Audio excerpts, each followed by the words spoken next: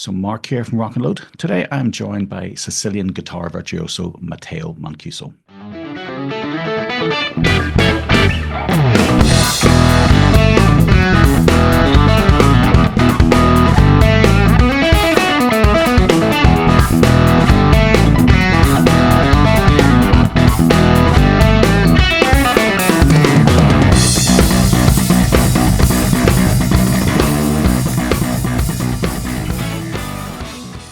Matteo has been setting the world of the guitar alight ever since his debut album, The Journey, was launched in 2023, courtesy of the Players Club via Mascot Records. And he's garnered attention from some of the biggest names in the industry, such as Steve Vai, Joe Bonamassa, and Al Di Meola, to name but a few. Matteo's unique fingerpicking style and blistering technical ability have many in the industry saying that he is the future of guitar playing as we know it. So I'm delighted to say that he's speaking to us today ahead of his UK date at the Garage in London on March 3rd.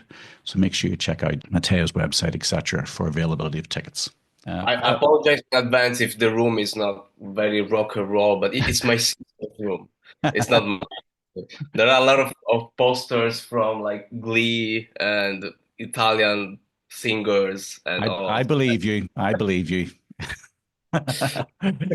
Okay, Matteo. So, look, thank you for joining me today. Absolute pleasure to talk to you. Thank How are you. you keeping anyway at the moment? How's life in 2025 for Matteo Mancuso?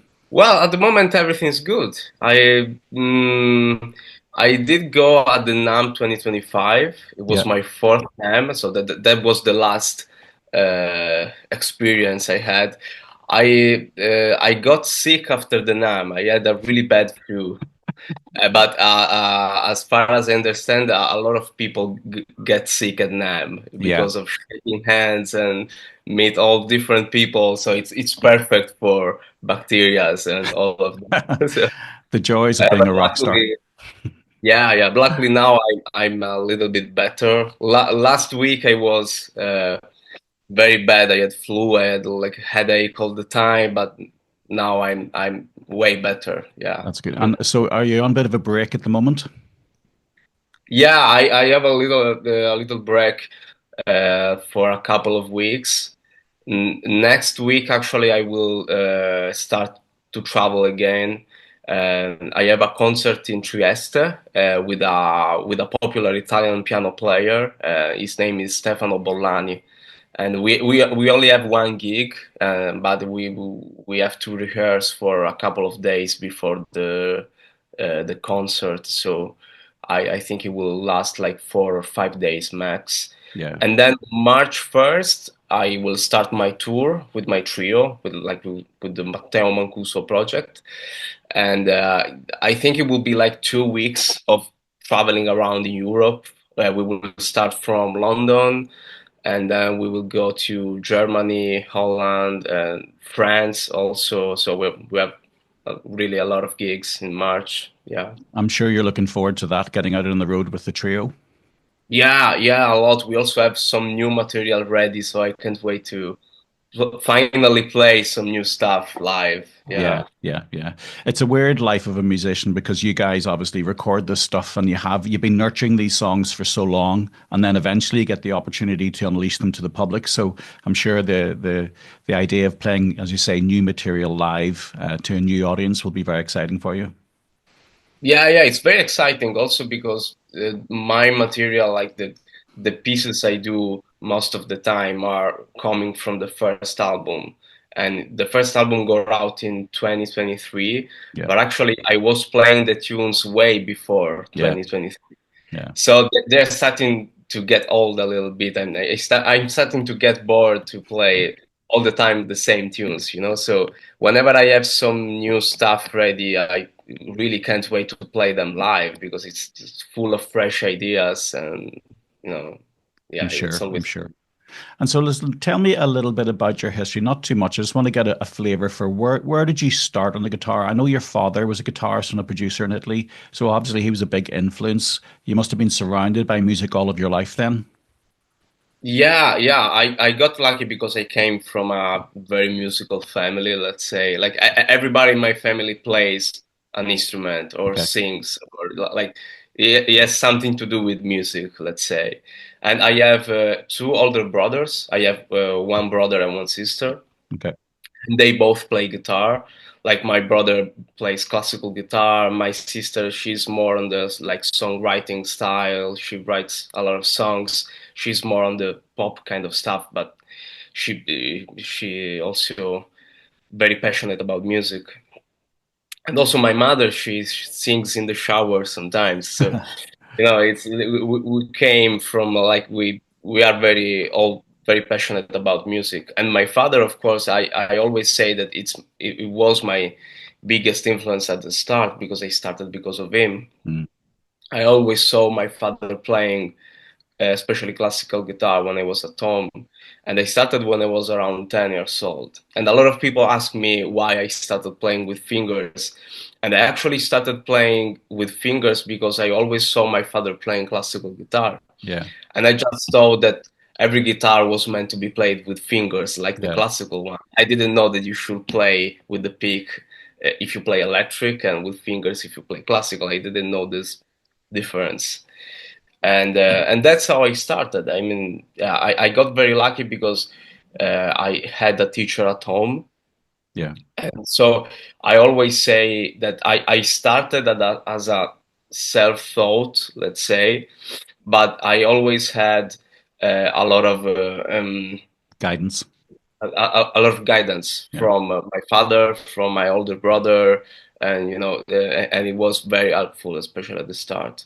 And was your father a bit of a disciplinarian then? Was he strict with you on the teaching front, or was he relaxed? Well, to be honest, not really, because I was a really lazy guy. I didn't want to practice too much, especially when I was a little kid. So he didn't really force me to practice a lot, Yeah. but it wasn't really a problem because I really like to play. Yeah.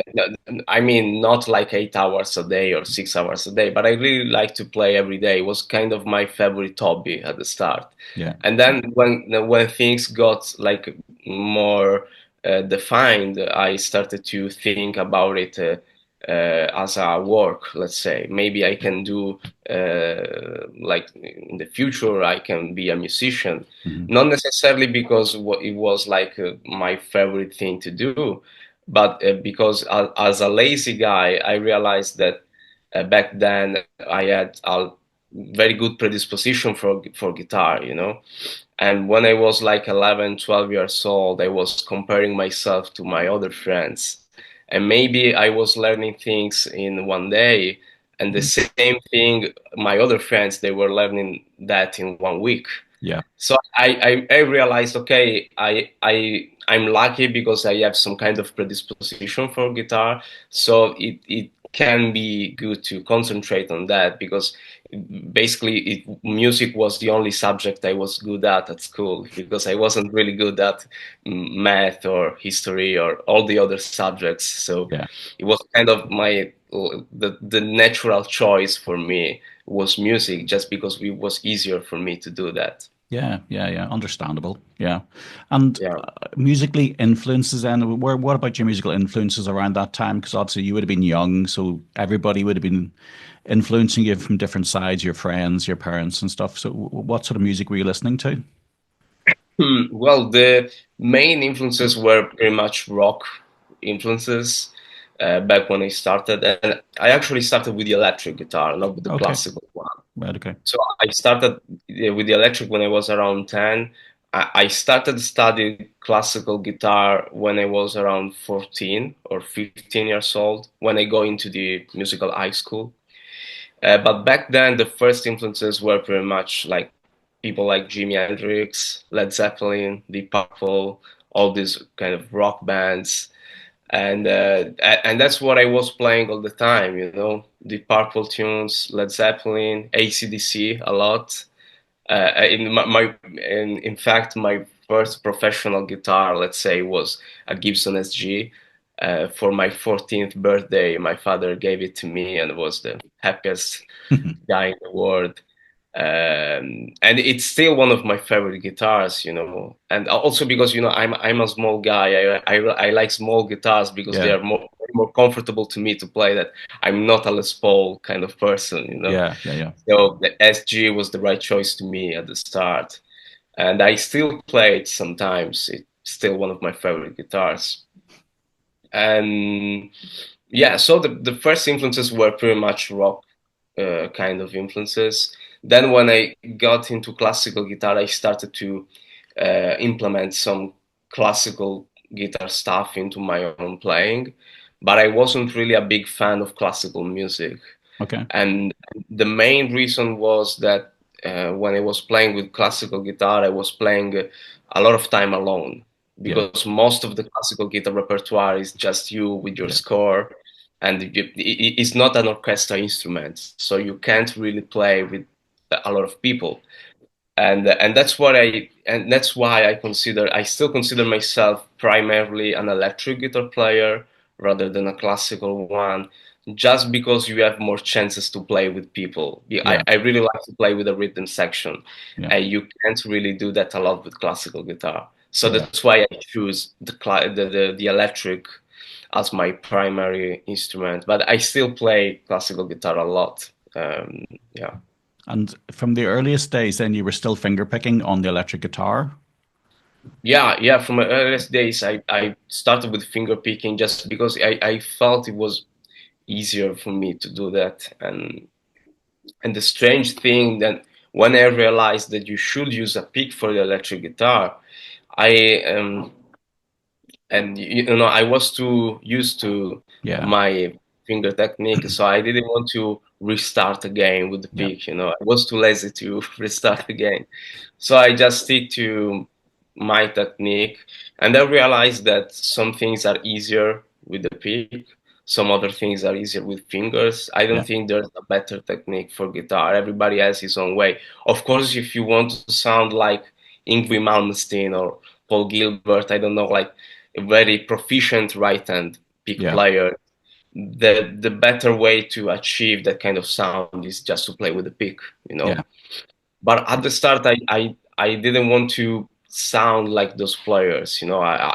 From the start I wanted to sound like me, yeah, and that kind of technique helped me to, you know, also studying some different licks from like inventing my own licks rather yeah, than just copying all other players' licks. That's why I began to, you know, develop my own style from an early age. yeah. And I've always been curious about wear and tear on your hands. For example, your nails with electric must be a lot. It's obviously very different to a classical guitar with nylon strings. So how do you manage that?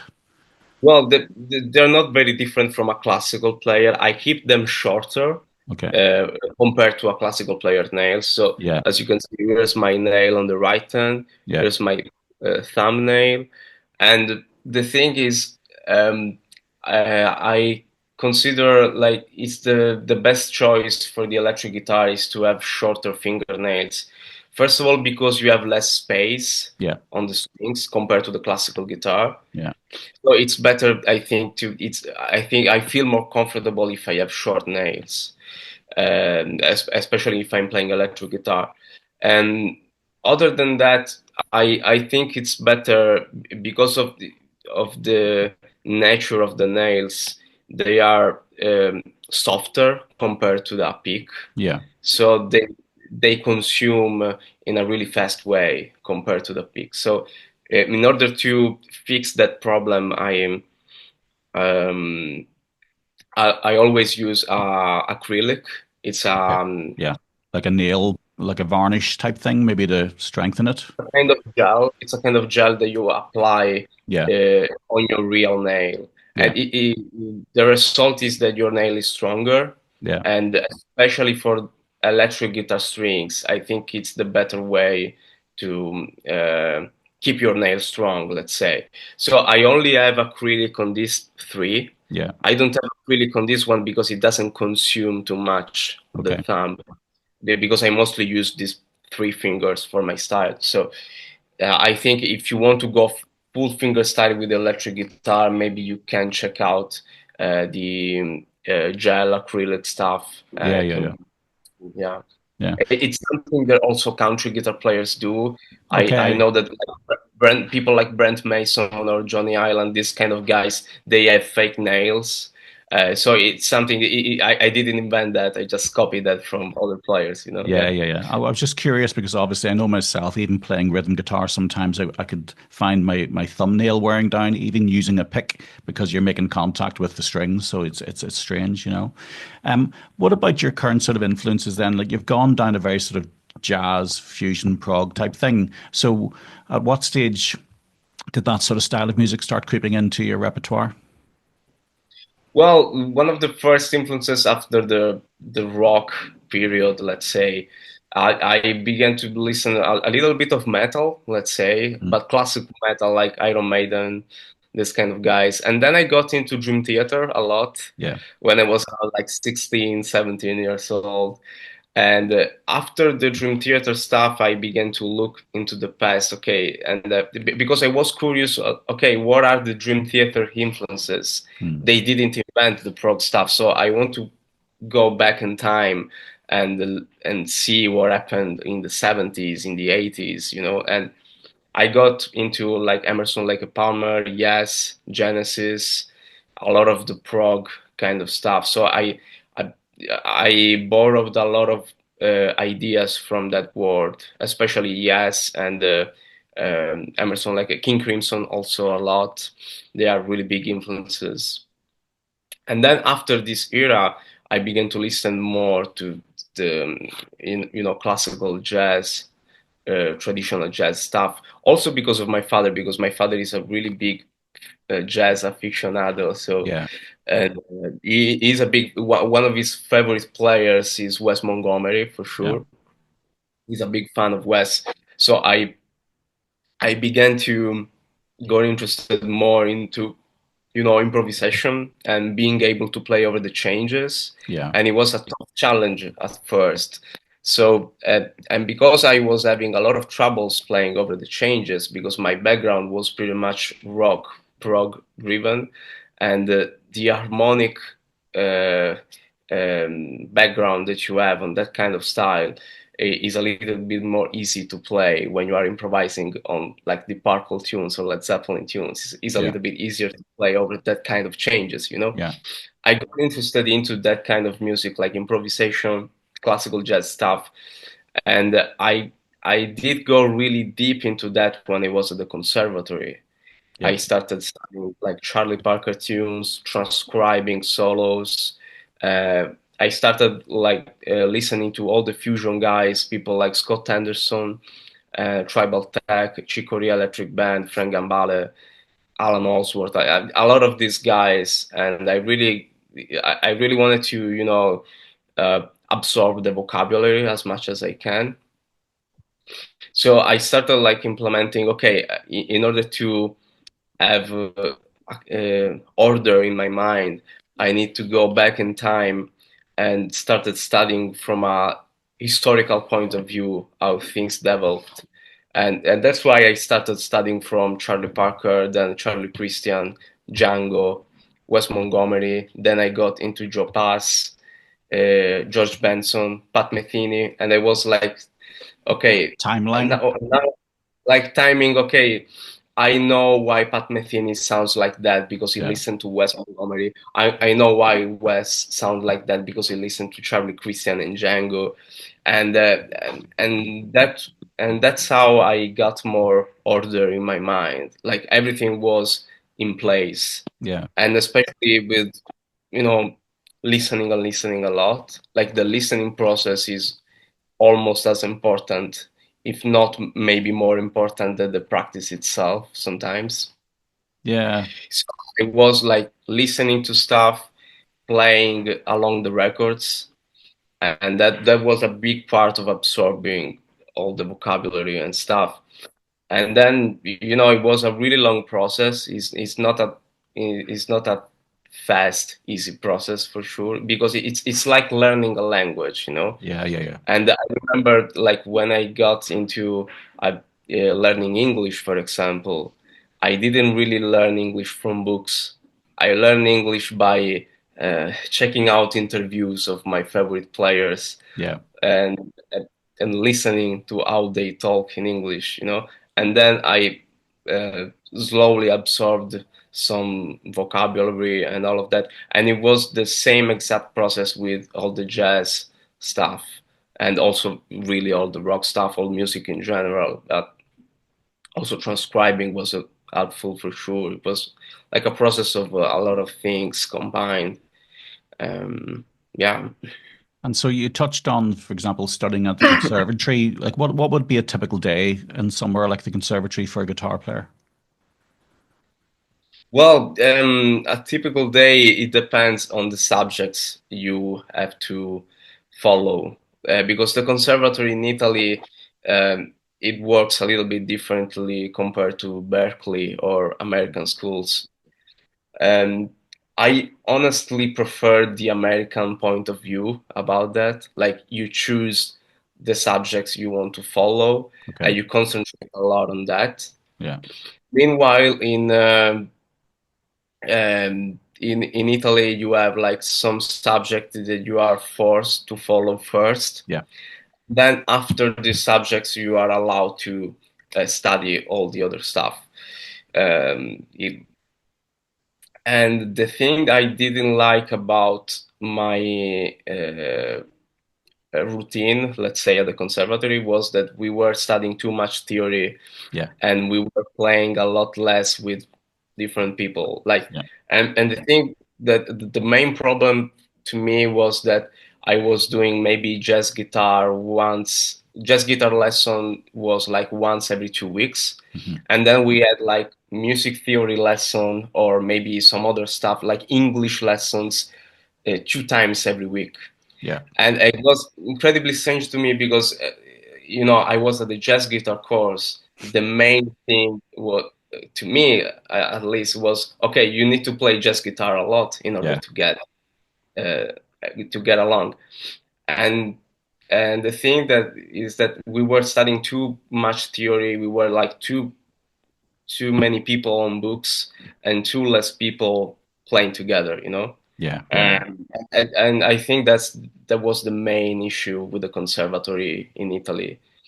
I think that the good thing about Berkeley is that there are a lot of laboratories, like things where you bring people together, you have a tune, and you need to just play it and get done it.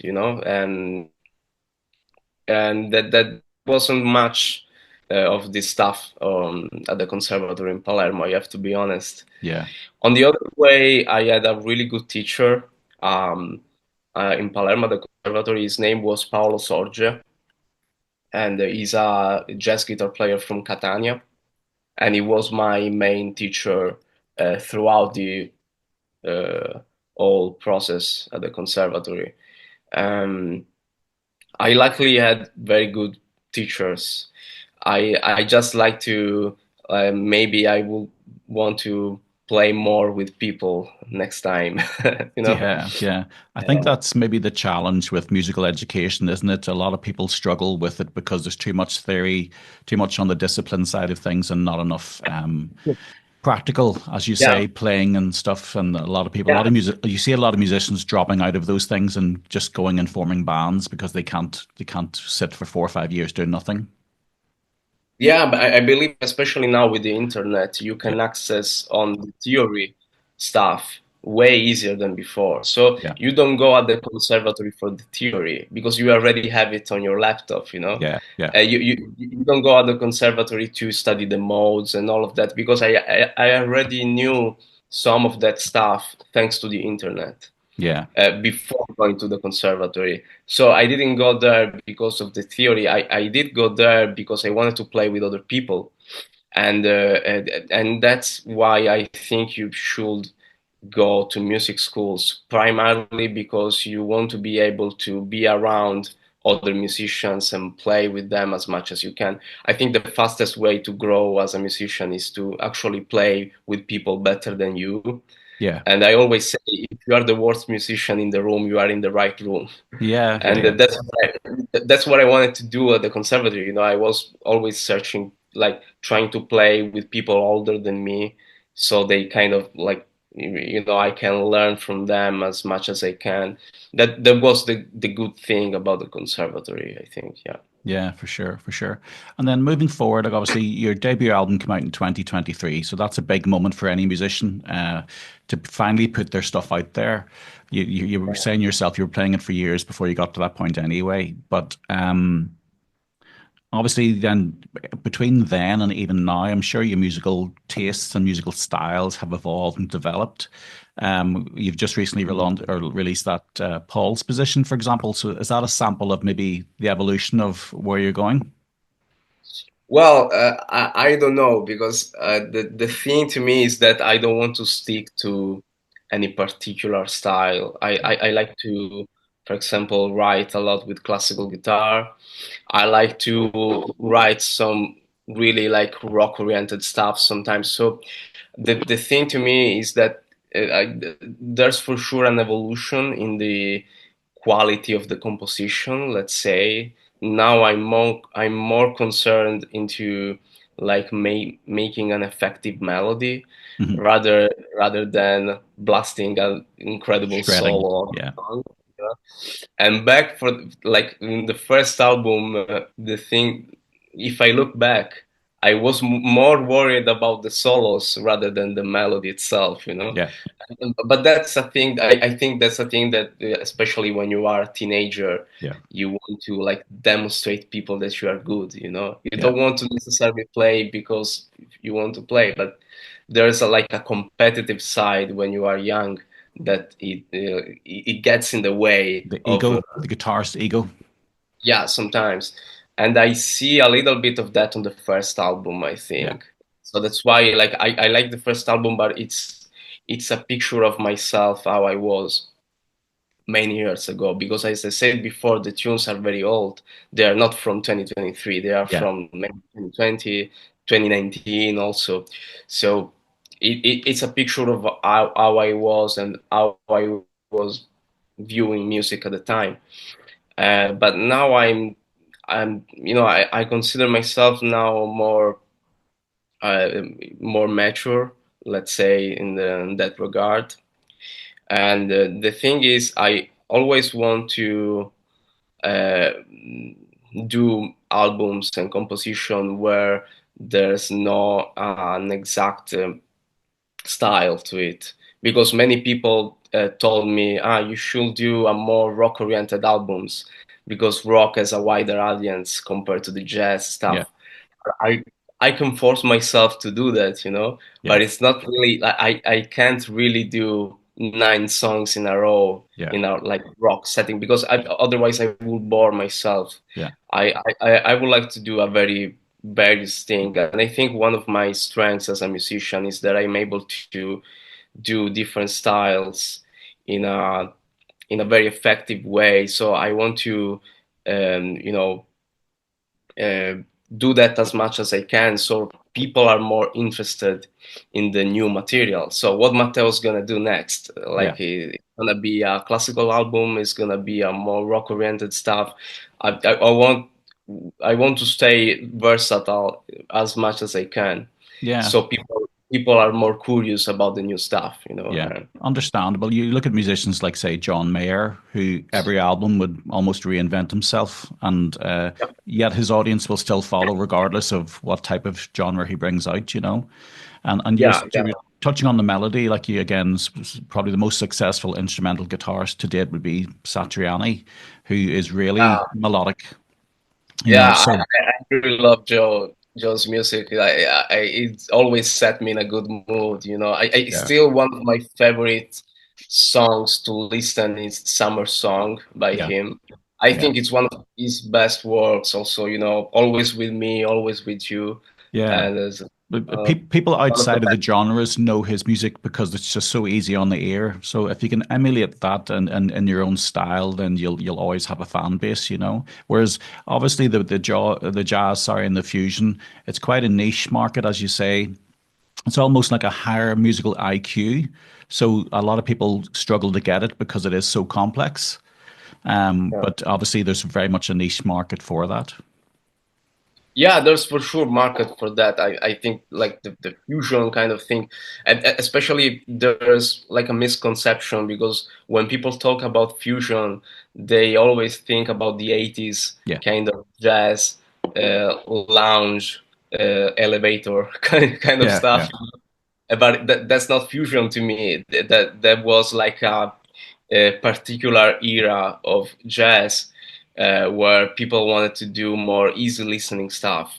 yeah, But that's not fusion for me. Like the fusion I have in mind now is like music like Snarky Puppy, for example, or people, like I consider like Robin Ford, for example, fusion because it's not straight ahead blues. Like it's yeah, not like S.P. or B.B. King, yeah. but it's blues, but with jazz, a lot of strong jazz background R&B kind of stuff. So for me, fusion is like a mix of different styles, no matter Yeah. what style it is. I, Like we can consider Led Zeppelin also fusion. Like it's a mix of rock and folk elements. So to me, that's the fusion I want to do. Like there's a tune on the new album that it's very like Brazilian oriented, let's yeah. say, and it's kind of that could be labeled as world music, kind of Mhm. like Pat Metheny vibe. That's to me fusion, like um, borrowing different elements from a lot of different styles, not only jazz. Yeah, Sure, absolutely. And all the genres now are crossing, whether it be country into rock or, R&B and rap and metal. They're all melting into each other these days because I think if you yeah. just um, put yourself in a box, then you're limiting your options.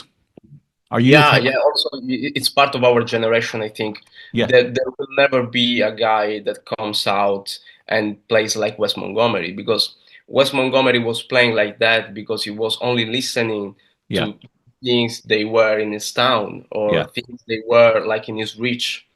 But now that we have like Spotify, internet, so many other musicians available, and you can really you like everyone is contaminated nowadays, so yeah. the future stuff is more like of a thing of our generation, let's say. Absolutely.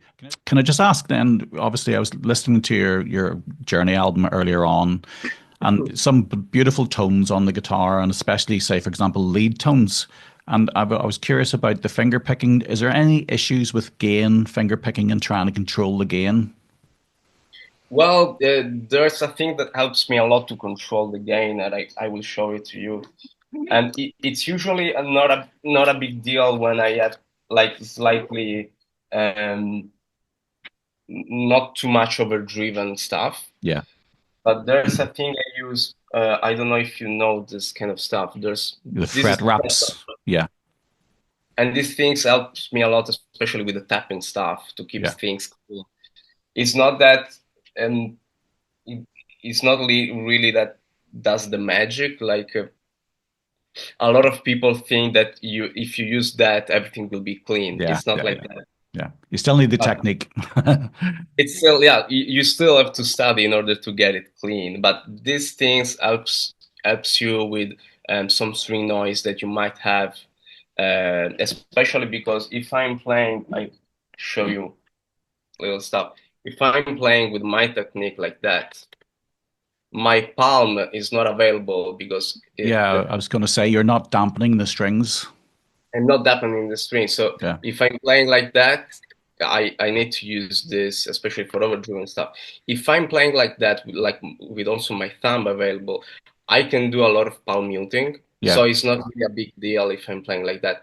Especially like nowadays, I'm playing way more with this technique rather than this one yeah, because I really like to do palm muting sometimes, especially for like some legato lines. And this technique here allows me to do that. And also because I have my thumb available, like, four fingers is better than three. So you kind of, you can have like, I'm currently studying some new vocabulary ideas by implementing more my thumb because it's kind of the weakest of the four yeah. that I use. Um, so yeah, I'm starting to implement more that kind of technique. Yeah. Yeah, and I'm assuming especially in a studio environment when you're trying to record, all those sort of things are so important because obviously those little loose strings ringing out are something you want to avoid. Yeah, yeah, sure. Especially if you are in a trio setting, like Mm. just guitar, bass, and drums, guitar needs to be really clean. Mm. If you have like keyboards or other instruments, you can pretty much play also without this one because there will be more sound covered. Yeah, So I realized, okay, in a trio setting, if I have to record, I need to use this in order to get things real clean. But if you play with a piano player, the, and if you are like in the mix, people are not gonna notice. So, yeah, yeah, yeah. And out of curiosity, are you using digital or are you using analog? Like you using amps or digital? well, as a really lazy guy, I always use digital, Yeah, and the main reason was because I at the start I wasn't able to. I really didn't want to like to make up an amp and get getting to use all the pedals and all of that. I wanted to use like a machine that was like all in one, yeah, like FX amps and all of that. I don't necessarily say that digital is better than analog. I think it's better for if you are a lazy guy like me, it's way easier to record digital stuff rather than analog. Um, but let's say that if you want to achieve the same sound quality of the analog stuff, you need to really know your digital machine. yeah, You need to spend some time yeah, yeah, working yeah. with that. Because, like the starting point of the analog, it's way better than the starting point of the digital stuff. Yeah. It is a And big learning curve digital as there's well. a big learning curve. So I tried different products. I tried the Helix, I tried Fractal stuff, and I think these two brands are currently the ones that I like the most.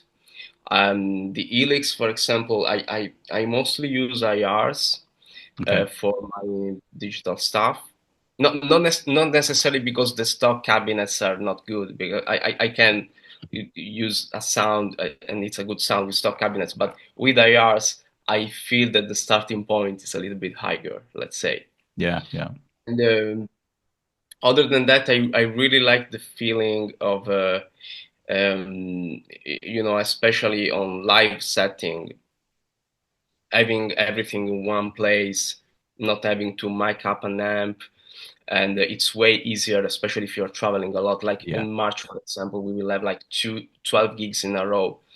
And imagine like 12 different amps at every gig, yeah, yeah, yeah, and one amp doesn't work or one amp is not like it's not the one you are used to it. With digital, you always have the same sound on every yeah, gig. It's way more reliable. The sound guy will be way more happy. yeah, So it's easier to work with. yeah. And Like a level of consistency that you don't have to worry about then, so you've got enough on your plate when you're touring. yeah, yeah, that's why. And also like on a studio kind of setting, if you have a really good analog amp, I think you can stick with that. There's no reason to use digital, especially if you already have everything mic'd up and everything is in place. You don't need to prepare everything, let's say. But I think that I noticed is that analog gear sounds a little bit noisy Yeah, sometimes. Uh, Digital gear is a little bit easier to control on, especially if you use high gain yeah, stuff. Um, but that's a thing. Maybe I still have to learn how to make less noise as possible with analog gear. That's a problem I have. Maybe some people that knows better analog amps, they don't have this kind of problem. I don't know. okay. It's a journey for everybody. We're all it's an Yeah. endless, never stops. And I was going to say there, out of curiosity, your gain stage then, for example, for your solos on your album, are what type of amps, for example, are you using in digital, and what sort of pedals would you generally use?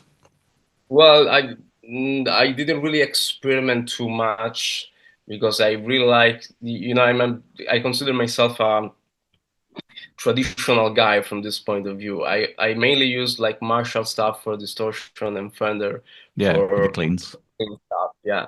And I remember one thing that I used a lot was a simulation of a matchless amp on the Mm. Helix. And the simulation was called Matchstick Channel 2 because they can't use the real names, Yeah, so yeah, it was yeah, called Matchstick, but it's the simulation of a matchless. And that was an amp that I really did use a lot for my distortion stuff. mm. And I used as a drive, I remember it was called the Prize Drive. uh, um, I don't remember like the real name, but on the Helix was called the Price Drive. So my most of the distortion stuff comes from this matchless amp with the Price Drive and directly to the audio interface, and that was a good tone to me because I don't really like way too aggressive sounds. Yeah, yeah, Like my kind of the sound I like to have is like mid-range kind of sounds, like people like Alan Allsworth or Eric Johnson have this kind of mid-range oriented kind of yeah, sound. So my kind of distortion is more on that word. And then I use some Marshalls for I use a Marshall Plexi simulation, and but it wasn't on the Helix. It was a plugin from Universal Audio, and that was a plugin I used a lot on the first album.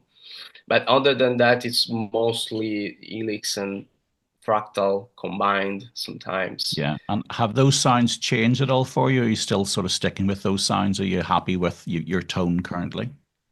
I'm happy with my tone. It's not the same tone as the first album Mm. because there are tones that I don't like on the first album actually. But that's because now I know better the digital machines Yeah, compared to 2023, So I began to use more IRs. I understood um, how a compressor works, for example, or and a lot of things, like for example, a lot of things with the equalizer that I now use, especially for my distortion stuff. So there are a lot of stuff that I learned with time, that I think they improved my tone compared to the tones I had in the first album. Yeah. yeah, I'm sure. Like I say, it's always a continuous journey, and trying to restrain yourself and hold yourself back at times is one of the toughest things that we face as a guitar player because you think new gear is going to make it better, or you could just go down that rabbit hole of buying different pieces of gear and Yeah, spend more but it's time not playing it's with it. not gonna work. Yeah, I mean it's useful to get interested into new gear, but I think one of the things I always have in mind, the less you have on stage, the better it will be because the things will go wrong if you have too many things Yeah, on stage because yeah, there will be too many cables, too many things to think about, and maybe you are not like concentrated on too much on music, but you are concentrated on like, oh, my gear will work, or yeah, like that's why I'm against using too many pedals on the stage. Like because if only one cable is not working yeah, yeah, and you yeah, are on stage performing, it will be a mess. That's why I always use digital stuff. And also it's better to like use less gear as possible, but knowing your gear very well yeah. rather than the opposite, like having 1,500 different pedals, but not knowing everything about them. Yeah, absolutely, absolutely. And just regarding your music, I'm curious about your process for writing music. Obviously, your music is so complex, and as it is with a lot of those sort of prog jazz fusion guys, do you sit and map out where a song's going to go, or is it really an ethereal process? Well, the thing to me is that I'm really good at starting songs. Hmm. I'm not really good at finishing them. Yeah, So I like the starting point is the easiest one to me. Like the idea of a song comes in a really fast way, let's say. So when I'm starting something, the first 20 seconds are like, okay, I get it. yeah, In order to develop a song, it takes a lot of time. Yeah. because the development of a song, it's the toughest one to me, because sometimes I like just run out of ideas, you know. Yeah. Yeah. Yeah. Yeah. I And can understand. it's usually like I I always say that I start my songs with inspiration and I finish my songs with discipline. And All right. Okay.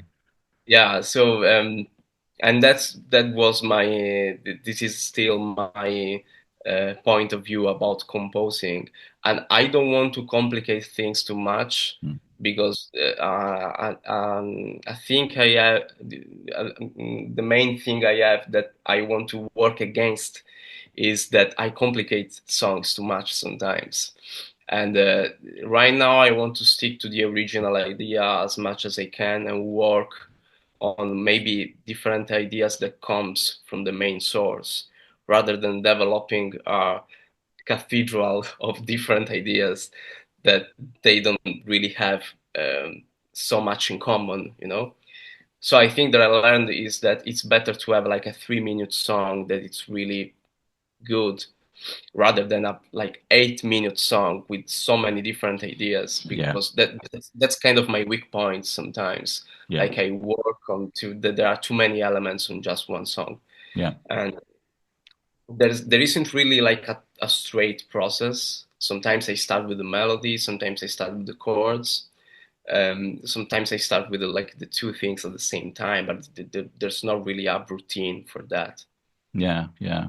And do you find yourself influenced by what is going on around you? For example, the likes of what you're listening to, or maybe, you know, or are you able to disassociate yourself from that and just keep it as in what's in your own head? Well, I'm really influenced by the things I'm listening in that period. Like for example, I wrote a tune that is very like Brazilian like, and that's because I was listening to a lot of Pat Metheny group tunes, Mm.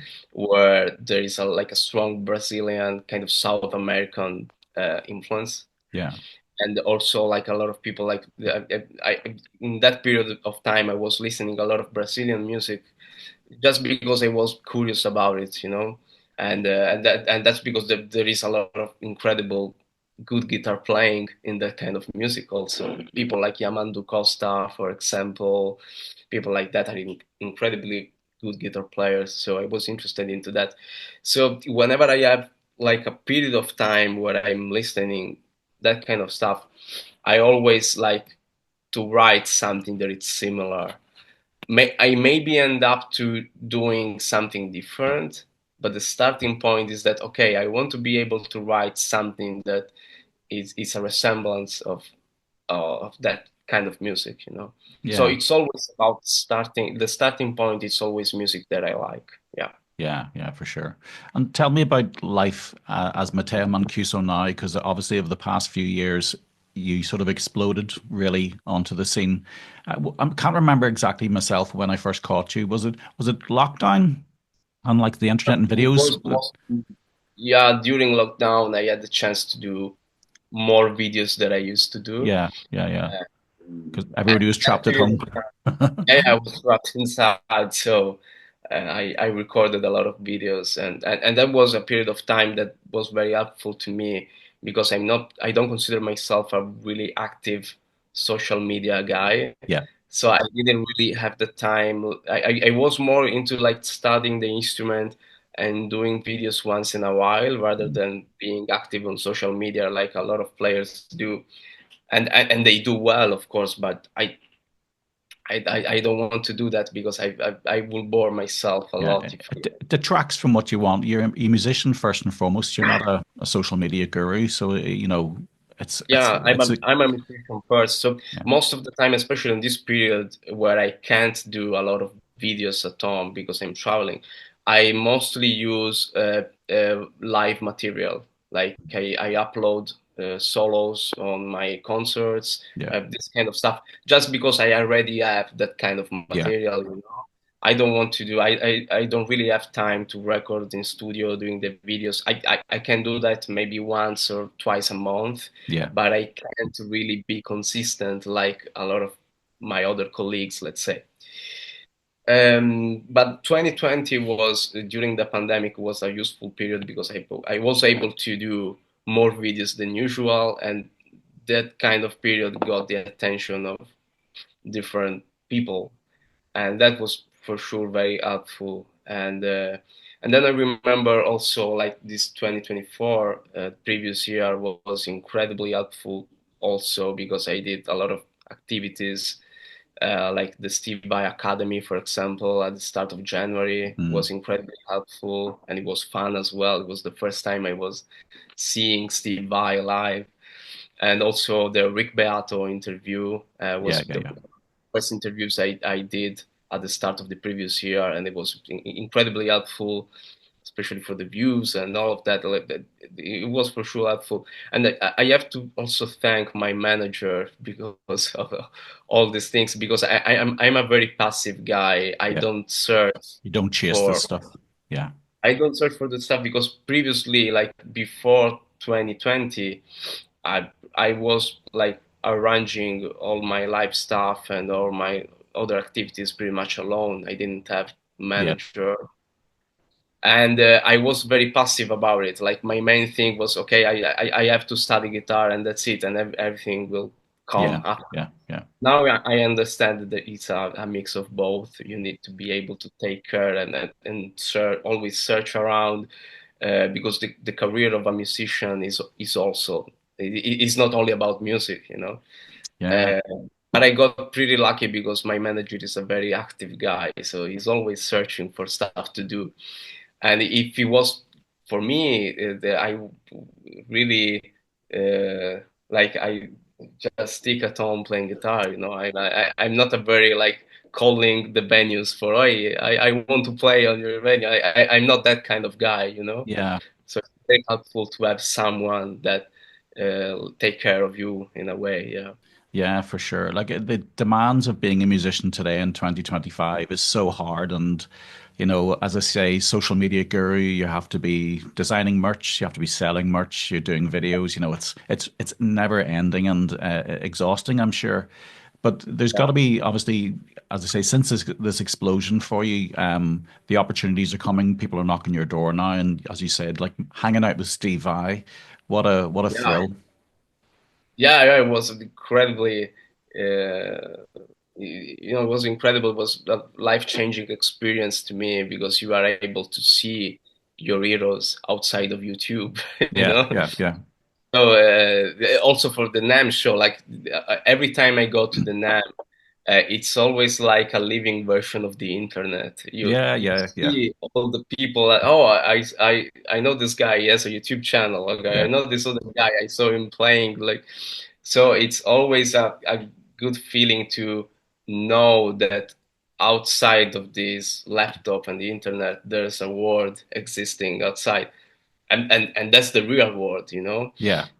for our generation it's very helpful to see it because we take too much care or we take too importance to the social media side of Yes. things, but Yeah.